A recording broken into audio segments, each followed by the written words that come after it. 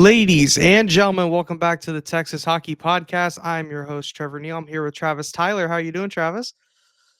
Doing good, man. I'm glad to be back here. I mean, it's been a while for hockey season. Yes. Travis, we got renewed. We're back. That's a Yeah, fancy term, but yeah. we got renewed Somebody season allowed us to two. keep doing a show. Yeah.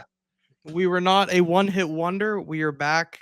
For those of you who might be new, last year we covered the Stars playoff run, which just came a little bit short. Thank you, Connor McDavid and Stuart Skinner, for that. But we are back here for season two, and hockey is officially back.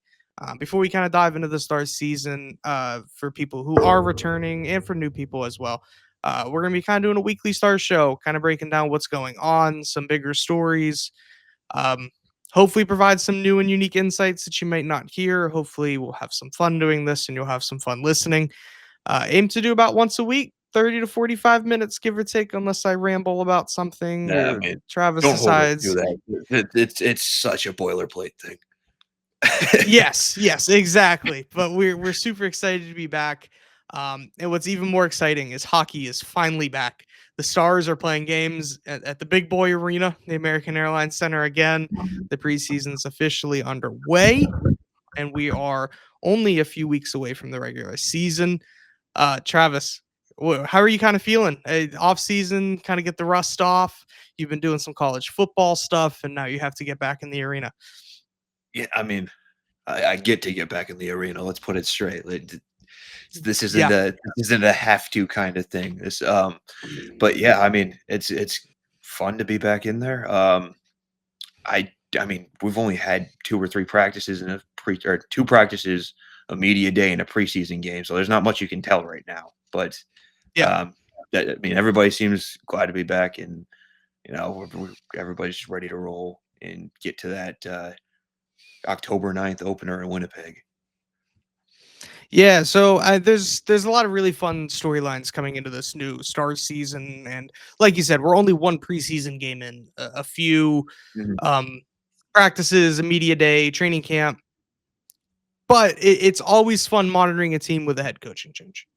Glenn Glutzen coming in as the new HC to replace Pete DeBoer, who is terminated after his fiasco, we'll call it, against the Edmonton Oilers. Please reference the last few episodes because we went into detail and shared some very strong opinions about the end of the DeBoer tenure here in Dallas. But Glutzen's here. The preseason's officially kicking off. But I want to put a disclaimer before we start talking about what's going on right now. The preseason does not matter. It doesn't. We're gonna try to find stories in here and try to find some narratives that do, and there are some for sure. But don't read into preseason line combinations. We're not gonna go over those because, quite frankly, it does not matter until they hit the ice on the 9th against Winnipeg.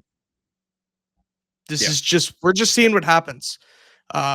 Look, was there many NHL guys in the lineup last night for the Stars? Let me go back and He's see. got his roster still. Let me see how I many we don't got think there there. was many.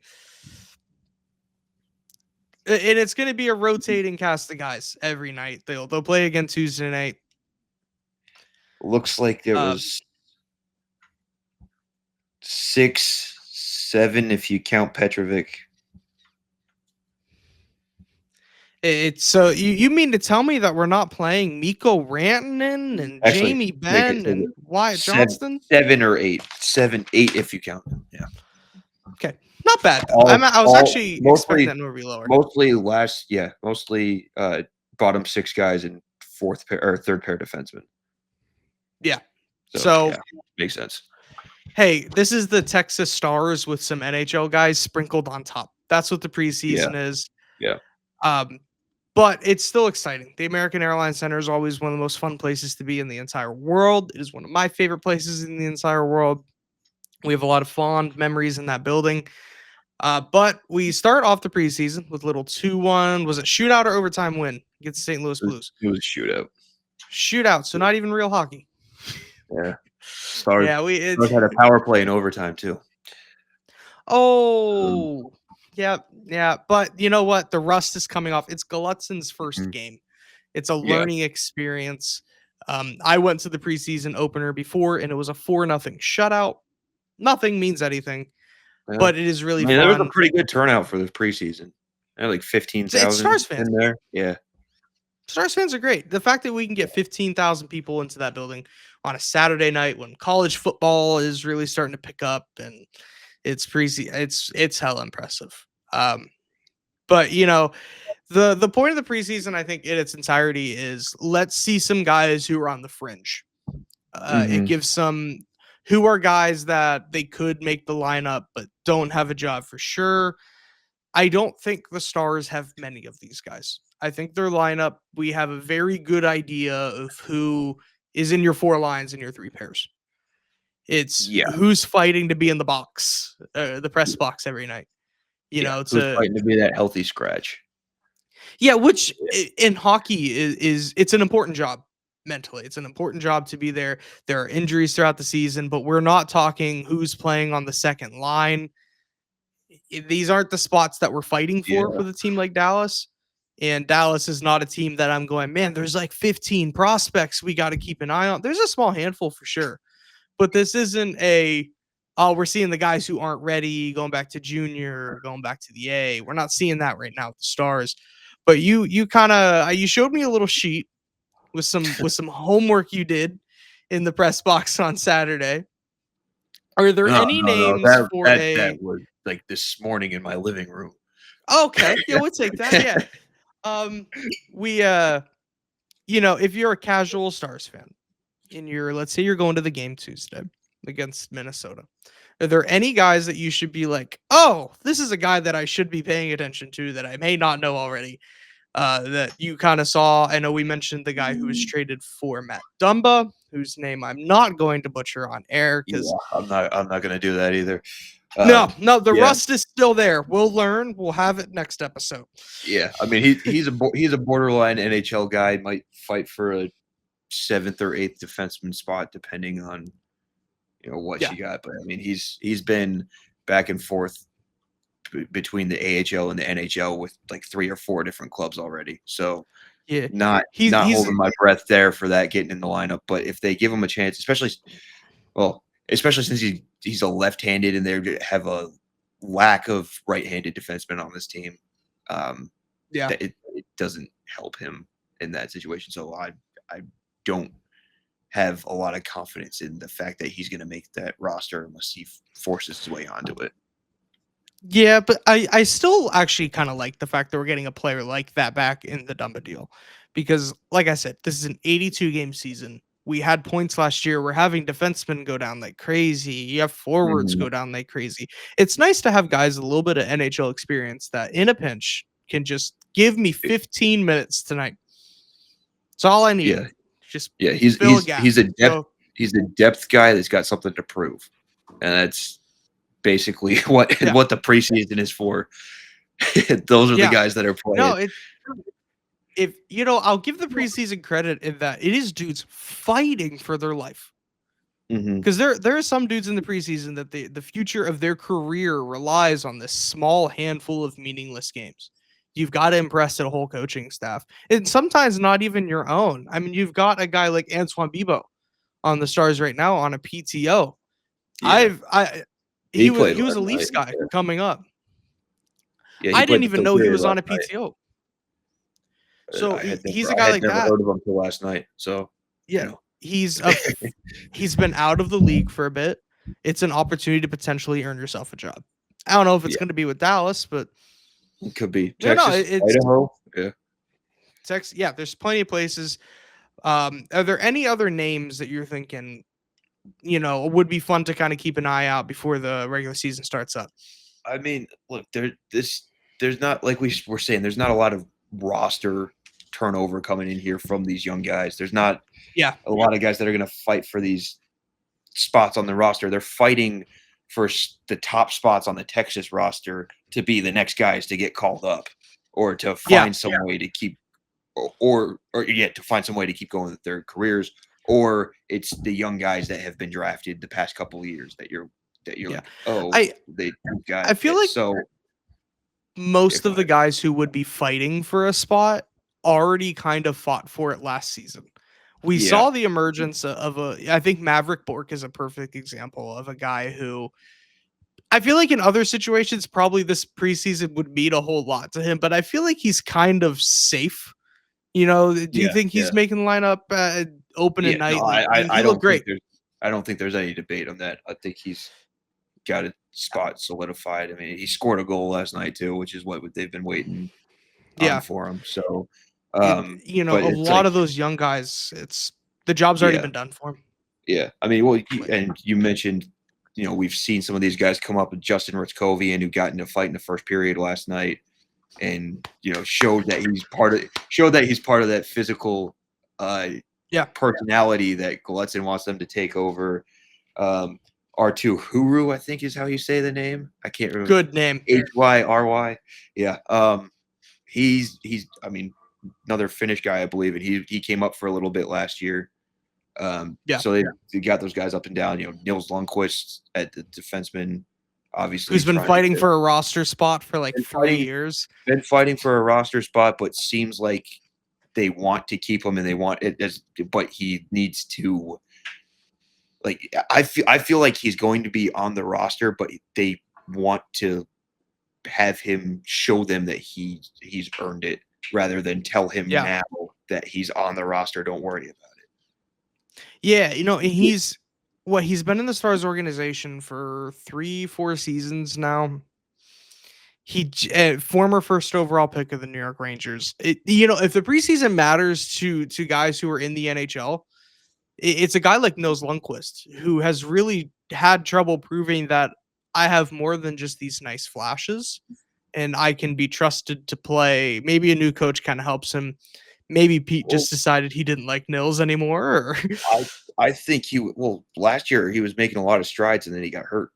yeah, So that right there, you got to pick up right where you left off and show this new staff, which seems to have a lot of faith in him, that he's still that player and he's taking that next step. yeah, And I mean, other than that, I guess, Christian Kyrou is a former second round pick.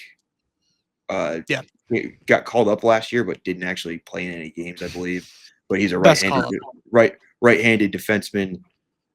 I mean, that's something that this team needs, like we were saying, and he's a younger guy. He's also in the last year of his entry level contract, so he's It's one his of those prove it. players who needs to prove it and get it, find a way into the lineup. Yeah. So if he doesn't make the team, he's probably going to be one of their first call ups if a defenseman gets hurt. Yeah. I think it's probably the most likely situation for him. But you Yeah. could theoretically see him maybe make a little bit of a push to make a decision hard on this coaching staff. Yeah. And then, you got Emil Henning or Hemming. I can't read my writing right now. He the first round pick from a couple years ago, another Finnish guy, only 19, so he's probably not going to be on the team, but Ready. maybe they bring him over to Texas. I mean, he played in the OHL, but he hasn't played in the AHL, Yeah. I believe. So that should help. Then this year's draft pick, Cameron Schmidt. I mean, they thought that they got lucky getting that guy in there. I mean, they didn't have a pick till the third round. They thought, from what I gathered, they thought that was like a first round value in the third round. Hell yeah. Jim Nill is just be afraid of Jim Nill at the draft is what we've learned. The only thing is he's only like 5'7", 160 pounds. So he's very small. It's fine. Look at Stankoven. How well he did here. He's fast, and Stankoven had a little more muscle than that, but Stankoven was a little heavier. But yeah, he'll gain it. He scores goals. He had 58 points in 59 games in 23-24 last year. He had 78 points in 61 games. It's a hell of a player. It's it's a high upside guy in the third round. But yeah, I mean, that's basically. I mean, you could go into the Trey Taylors and the Antonio Stranges and whoever else. Cross Hannes is another intriguing guy just because he's a local guy. He was drafted by the Red Wings in the second round of 2020, and they thought Mhm. that they were getting a steal as a guy that was a sniper, score goals, and I mean, the season after he was drafted, he had 86 points in 60 games, which is crazy. But Yeah, it is. he, once he got to the AHL, it was completely different. He was with the Grand Rapids Griffins for 3 years, didn't play a Mhm. full season any of those years, had 9 goals, 8 goals, and then 9 goals. Okay, So so he's a rehab he project. fell apart. Yeah. Yeah, I believe he's on a PTO in camp. But he's a yeah, local DFW guy, grew up playing for the Stars youth program. So yeah. Root for you. he's a guy to You watch. always, especially in a non-traditional market, you don't hear many stories of local guys playing for a team like the Dallas You're Stars. starting to hear more guys More, from the Dallas area and from that Stars program get drafted yeah. and It's and great. start showing The up in the NHL. growth of this sport in this state is insane, and you can't. Let's just attribute that to the recent success of this team has been Yeah, insane, and sure. they're starting to turn heads. They really are. In a market that very much has other sports teams that they like to focus on more. Like it's hard for the Stars to grab attention when the Cowboys are in town. Those other sports teams It's aren't hard. doing very well, are they, though? No, not in a world of And the trading and Cowboys lost to Taylor. the Bears today. That's rough. Yeah, is it Taylor Baird, the Stars reporter? Am I getting her name correct?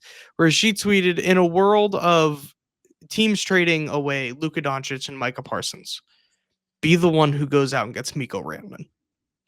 And if you're Yeah, going to be a Stars that fan, sounds that's like the reason it. as to why." Yeah, Yeah, yeah. That sounds yeah. about right. No, and I was watching the the clips that you got while you're in the building this weekend, and I noticed immediately, and it's something that you're noticing as well. Glenn Glotson comes in here, new head coach. He's coached Dallas before a few years ago, did not go well. Um, Probably would Spoiler. have coached longer if it was. Yeah, it went badly. But it was that's a different Stars team than it is now. That was the Yeah. pre-nil Dallas Stars. So fresh slate for him. Realistically, it's a fresh slate here now. The And he's also vibe is got a different. ton of different experience since then too. Yeah, So that was many years different ago. teams that he's been Yeah. on. Yeah. Um, I don't know. I like the. It's hard to pinpoint why, and I don't think you're gonna have the right words necessarily either. But he brings a different energy. He Mhm. obviously, I really think the dude is going to push physicality more than DeBoer did. That's kind of the gauge that I'm getting so far. And You look, picked up on the that, huh? amount Yeah. the amount of passion it takes to throw some fists in the opening period of a preseason game shows dedication to the team to an insane level. Yeah, yeah. And And when we practice asked getting him players about that, he said he appreciated it. So Yeah, that's making a good he impression on the should. It's coaching staff there. Yeah, yeah. yeah. I don't think DeBoer coaches a physical game No, at and all. the physicality is definitely something that's been focused on. The players have definitely heard a lot of questions about that this week, and how their game fits with it, if they like playing that style, whatever. And I will Mhm. say Friday's practice was much more physical. There was a lot of hitting going on. We were all talking, all reporters were just like, "Wow, okay, there's a lot of hitting going on here. Must be Yeah. intentional." And then we Mhm. asked Gulutzin. Somebody asked Gulutzin during the post practice media availability if it was intentional, and he said no. So it was like, wow, I guess they're really Yeah. taking they're taking that challenge to heart Yeah. immediately on the second day of training camp. Which I mean, No, and I it's a love long seeing day. that the team is buying into a different style so quickly. I think Yeah. if you're gonna read into anything over the first little bit of this preseason, it's that the players are already starting to buy into this Gulutzin system. They're already transitioning into a very different game than what DeBoer had here. My question mark, and we don't have an answer yet. We're not going to even have an answer in the first week or two of the season. Does Gulutzin style still let the skill that we've seen and the speed of the Stars still flourish? I think that's going to be the question because the last thing we want is to take a back step there. Because we went through boring defensive boa constrictor level Stars hockey and everyone hated it.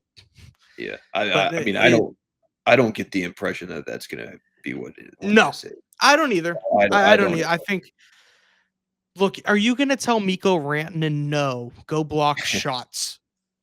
Like, Right, I don't right. know. There's enough offensive firepower that it's like, I'm gonna teach you how to, or Glutzen's gonna tell him how to behave in the corners. Don't tell him what to do in open ice. They already know. We're good at that.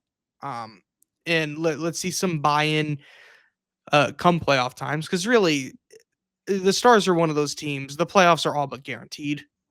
Knock Yeah, on wood now, unless something crazy happens. This is a playoff team still.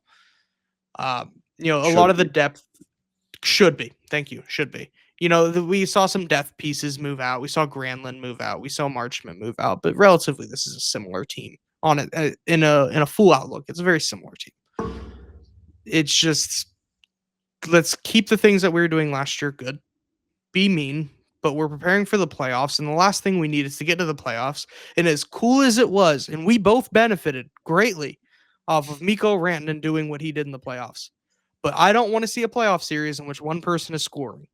It Yeah, does not work. It yeah, got proven very clearly to us against Edmonton yeah.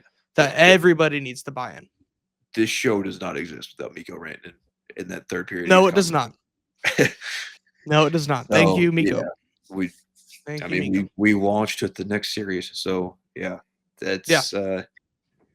that's definitely an important part of that. I mean, I get the impression that Glutzen knows pretty much exactly what he has in those veteran Yeah. guys, and they know what's expected of them and everything like that. Um, I also think that you're right. It seems like there's a different vibe. We were talking off the air. I'm having trouble describing what the different vibe is, but I mean, there's a there's definitely a different feeling in there Yeah. when you're talking in the press conference. Maybe it's just because it's preseason. Yeah. It could die off with everybody getting tired and going through the dog days of the season. It's But almost like energetic confidence. But I yeah, don't know if yeah, like that's even the right way to put it. yeah. But I mean, yeah, that's I mean that's better than anything I got. But Yeah. I mean, also he's out there like stopping practice and explaining why things are going on. And from what I've heard, that wasn't necessarily the case when Pete was in charge of this team. Yeah. And Glenn Glutzen, it's completely irrelevant to this discussion. But Glenn Glutzen has my favorite practice moment in the history of the National Hockey League when I swear on my life that man chucked a hockey stick into the 200s when he was coaching Calgary. The way anyone who hasn't seen that clip, please go find. It's easy to find. Just search on Twitter. Glutzen throws hockey stick. It is iconic. I mean, I think we mentioned this in one of our episodes during the playoffs or during the coaching search or whatever, but that's the kind of thing that this team needed during the Edmonton series that they just didn't get. Light a fire under their Yeah, ass. yeah. I don't know if I told this story on the pod last year. I played hockey in high school, Mhm. and I was like a fourth liner. That's all I was. I'm not gonna lie, and I didn't score very often, to put it kindly to myself on air. But I had my last tournament. I scored 3 in 2 games, and I had never done that before. And then my dad looks at the coach and goes, "What did you do to light a fire under my son's ass?" And my coach looked at my dad and said, "He didn't tell you that I threatened to bench him in the first period of the tournament, did he?" And so that's the type of coaching that the Dallas Stars desperately kind of need. Thank you, Coach Zug. I'll shout you out a little bit there. It's that light a fire under these guys' ass. I want to see them angry when we inevitably get into a third round series against the Oilers again, because chances are it's going to happen. Yeah. But I want to kind of divert that to what's going on in Edmonton. Something kind of newer to the season of the Texas Hockey Podcast is we're going to be kind of touching on the whole league as a whole a little bit, kind of following some national news around the league. Edmonton media is going to tell you that this is not a news story. I'm here to tell you it is, because Connor McDavid is going into the last year of his contract, and he does not have a contract for next season. He is unsigned after this. He has 1 year remaining. Travis, do you think that's a news story? Is this something that's worth talking about? Yes, I think it's more of a story than the Edmonton media is letting on. I think you Yes. might be reading a little too much into it as well, but Oh, I am, but it's the I'm willing preseason. to have the discussion here. Yeah. Yes, because I'm not even really going to talk about because I'm not here to speculate. This is his number, and this is his whatever. All I'm here to say today, I'm not going to talk about this for long. We are planting the seeds for a really big story. It's small now, but when it's trade deadline and this guy is unsigned, everyone's going to be talking about it. And Travis, Yeah. I think you're right. I'm reading too much into this. I fully agree with you. I just need like this story to me is just fascinating that Edmonton for some reason is trying to say, "Oh, it's fine." Other media markets are freaking out and going, "Oh my god, Connor McDavid's going to be a Leaf." He's not. But I don't know. I think it's kind of cool they're heading into last season. He doesn't seem like he's decided on where he's going yet. It'll be kind of interesting to monitor as the year goes on. Because I think there's two guys that the offseason has kind of talked about with what are they going to do going forward? And it's McDavid. And for some reason, there's been this narrative in some circles that Sidney Crosby might also be traded at some point in the next calendar year or That's so. happening. No, stop. I will Pittsburgh is not believe gonna that. trade the first face of the franchise that they've had since Mario Lemieux. Like, Right, that's like I that is, to like, me, switch the way that these stories are being talked about. Sidney Crosby leaving Pittsburgh will not be a fleshed out conversation until he's been traded out of Pittsburgh. I refuse to believe that that's going to happen. yeah, That yeah. dude is a I penguin. mean, you're right. In this day and age, you see teams or players changing teams a lot in a lot of different sports. You don't see a lot of teams or a lot of players staying with the same team. Sidney Crosby is a player who's going to be on one team for his entire career. Yes. There's I just no doubt about that. he loves the Penguins. He is the Penguins.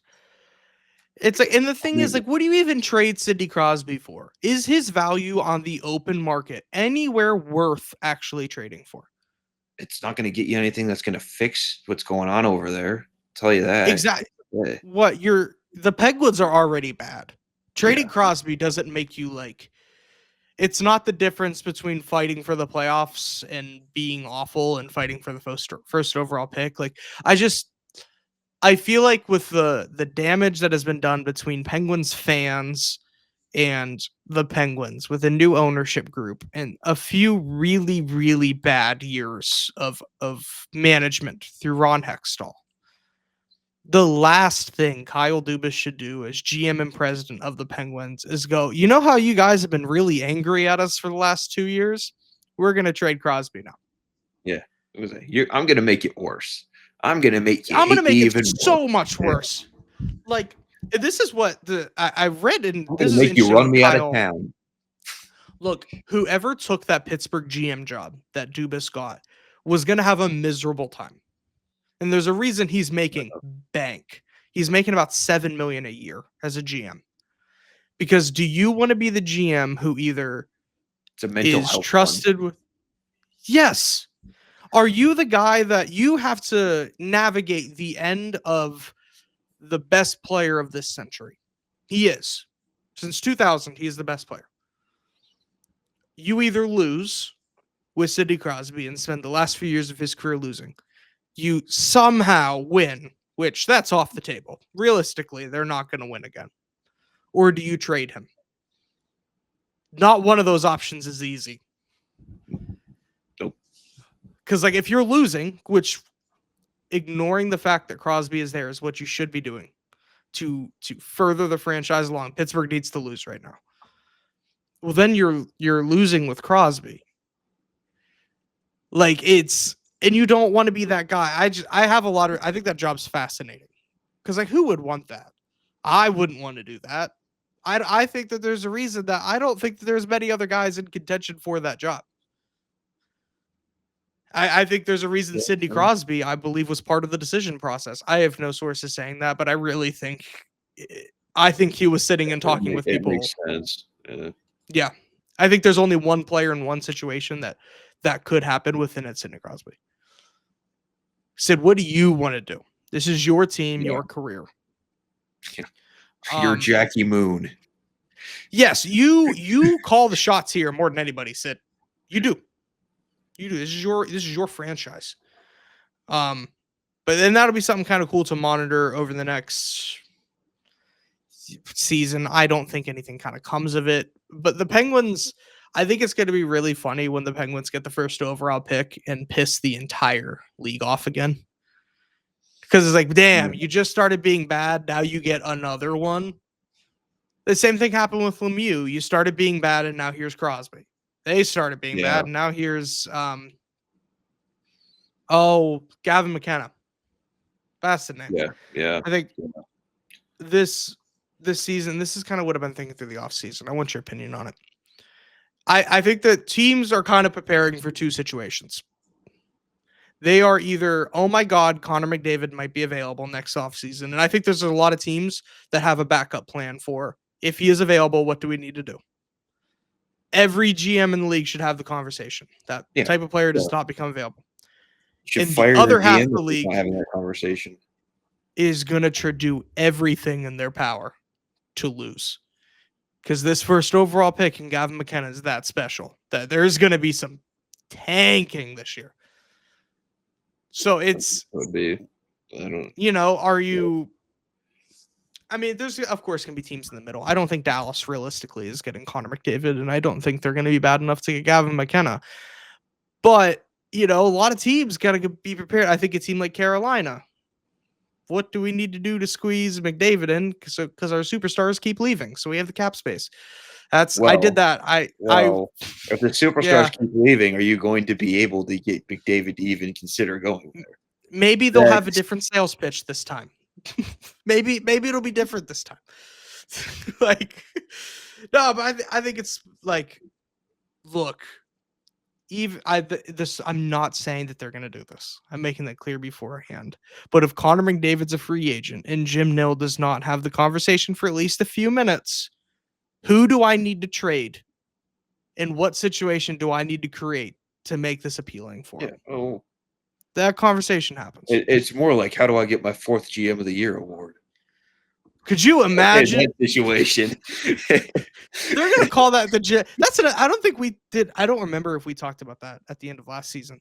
Jim Nill has won 3 straight GM of the Year awards and does not have a Stanley Cup to accompany it, which in reality is the GM of the Year award is the Stanley Cup. But Jim Nill has done everything he possibly can without actually winning the damn thing. Well, I mean, what more do you want from the guy? Look at the team over the years that he's won I mean, they went from first round playoff exit and barely even making the playoffs to 3 straight Western Conference Finals. I think you could argue got something to do with that. Yeah. I think you could argue that they did a full rebuild without ever tanking. Yeah. They just they did it on the fly, but it wasn't a retool. They rebuilt the identity of the Stars while still fighting for the playoffs the whole time. They never at the bottom of the league. For the most part. In there. There were definitely some seasons in there. But for the players that they got out of it, they were not bad enough to be able to draft a core of Johnston, Heiskanen, Ottinger. They moved on perfectly from the Tyler Seguin, Jamie Benn led Stars into this. Yes, those two are still very much leaders on the team, but it's not their team the way it used to be. Yeah, most of those guys weren't considered those big prospects, and they just developed into them. That's how they ended up with them. So you got to credit Jim Nill and then the development staff. Oh yeah, because they did not have any Heiskanen was drafted. Heiskanen was high. Yeah, Heiskanen was high, but everything else. Robertson wasn't. Johnston wasn't. Ottinger wasn't crazy high. It's finding depth in places that Robertson other GMs aren't. Second rounder, right? Yeah, I think Robertson and Johnston were both second. Yeah. Man, I think Ottinger was late first. I think. Yeah. I think. I think that's right. So, you know what, Travis? Let's start the petition now. How many straight GM of the Year awards can Jim Nill get before it's not fair anymore? And at what point do we have to acknowledge? Game we want to play. because no We matter have what to we give say, Bill no Zito matter one what we at some say, it's point. going to be a wrong answer. Yeah, because I personally think that Bill Zito should have gotten it this past season in Florida for just what he's done there is crazy. Personally, I don't think they'll ever give it to someone 4 years in a row. I think it No, stops now because I don't think the NHL would ever do that. no, but if he wins the cup, do you? I'm not saying If he this. wins the I'm cup, not you kind of changing have it to. If he wins the cup, you kind of have to. But because you can. It at the can't be same like time, he at won the the same cup time, and don't this is the one we didn't. well, Like, at the same time, doesn't the result come out before the cup is won? oh, it might. Yes, yes, it does. It's one of the weird ones that comes out Yeah, early, which they got to stop doing that. Like, I just like we're in the middle of the playoffs. Why are we doing awards right now? yeah, Some things in the NHL season are just a little bit odd. yeah, yeah. The playoffs are going on. Why are you showing up at Connor Hellebuck's beach house with the pheasant? Yeah, dude's on vacation. He got eliminated like a week ago. Like, let's show up at his house. Like, nah, dude, he's done. He's on vacation. He's on PTO. Leave him alone. But do you have anything else before we kind of get wrapped up this episode? Wrap up this episode. I mean, there's not much we can really talk. Not much else we can Yeah, really yeah, talk about at this point. It's like I said, it's 2 practices and a game yeah, into the preseason. You know, we've talked a little bit of the media and stuff, but I mean, and yeah. talk to the players and Coach Golitzin, but it's there's not a lot Going on going on right now to to be you can really be analyze and truthful. everything like that. And, Yeah. you So know, we'll. if they cut like Rupe Hintz tomorrow or something, which is not going to happen, but that was just off the We'll top of my record. head, off the top of my We'll be head. here. That would be something to talk about, but Yeah. that's clearly not going to happen. No, it won't. I'm not advocating for it to happen either. I just want to make that clear. Yeah, we'll probably be here next week with an episode. Might be a shorter one. Hopefully something happens that's newsworthy with the Stars or There should even be around some the league. there should be some cuts coming in by then, at least. You would think. Yes, we'll Yeah. go over some cuts. We'll kind of get a better idea of who are some players to look out on the Texas Stars because AHL it's a revolving door down there. Just things are moving so quickly. So kind of have a better look at what that roster looks like. Kind of the fight right now is who's going to be the last guy making the roster is kind of the fight. We might have a better look at who that's going to be next week. The Stars have a handful of games before we'll be recording next. But I really want to thank everybody for listening. Please like, comment, share, subscribe, whatever platform you listen to this on. It really helps us out. Leave a comment with anything you want us to talk about, anything that we screwed up, anything like that. We'll read all of them. There's I really probably a appreciate lot of everybody. that. Yes, there will be, especially in the preseason. I'm sorry. There's not that much to talk about. But we're really excited to be back for season 2. And again, thank you for listening. We will see you next episode.